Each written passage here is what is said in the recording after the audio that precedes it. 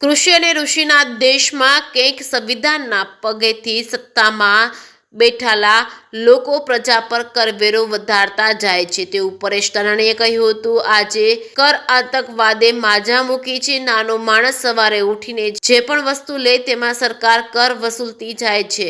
એક બાજુ કર આતંકવાદે માજા મૂકી તો બીજી તરફ પ્રજાની તિજોરીમાંથી જે પૈસા છે તે સરકાર તાયફાઓમાં વેડફે છે તેવું પરેશ ધાનાણીએ જણાવ્યું હતું। સરકાર વારંવાર ચિંતન શિબિર અને મંથન શિબિર જાત ભાતના નાટક અને તાયફાઓ કરે કરોડો વેડફે છે।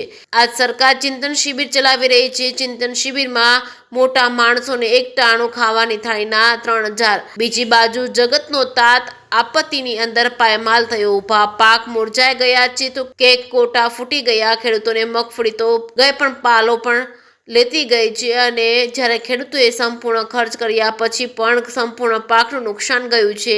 વીઘે ખર્ચો મંજૂરી તેમજ સહિતની દર વીઘે અંદાજિત 50,000 ખર્ચ થયો છે ત્યારે સરકારે વીઘે 3520 રૂપિયાનું પડીકું પકડાવ્યું હતું। સ્વાભાવિક ગુજરાતની પ્રજા ગુજરાતના ખેડૂતો સવાલ કરી રહ્યા છે કે તમારા તાઇફાઓની અંદર મોટા માણસોની થાળીના 3000 અને બીજી બાજુ જગતના તાત સમાન અમે ખેડૂતો ભૂખ્યા લોકોને ચચરાગી ઠારીએ છીએ। જ્યારે અમારી ઉપર કુદરત રૂઠ્યો ત્યારે તમારી પર ફરજ ચૂક્યા અને અમને વીઘે 3520 આ નહીં ચલાવી લેવાય। આવતા દિવસોમાં પ્રજા દ્વારા પ્રજા વતી અને પ્રજા માટે ચાલતી સરકાર, સંવિધાનથી ચાલતી સરકાર સંકલ્પ સાથે હવે સમગ્ર ગુજરાત ગરીબ ગામડું ખેડૂતો આગળ વધી રહ્યા છે તેવું પરેશ ધાનાણીએ જણાવ્યું હતું। સંવિધાનના પગથિયે સતત અને સળંગ સત્તાના મદમાં ભાન ભૂલેલા શાસકો આજ હવે પ્રજાની મશ્કરી કરતા થયા છે। એક તરફ કર આતંકવાદથી ગુજરાતનો ગરીબ ગામડું અને ખેડૂત પીસાઈ રહ્યા છે।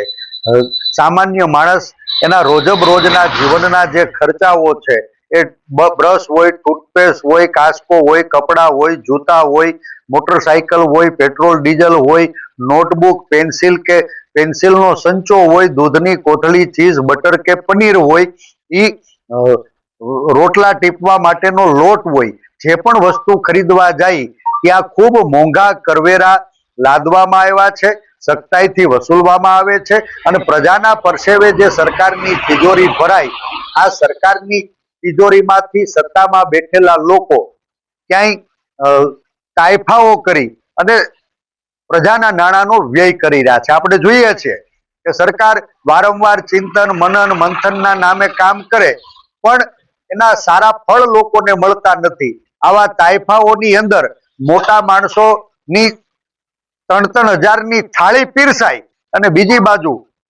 જગતને જીવાડનારો જગતનો તાત કુદરત રૂઠો છે તો એને વીઘે 3520 રૂપિયા જેવું નુકસાનીનું પડીકું પકડાવીને આ સરકાર સંતોષ માને છે।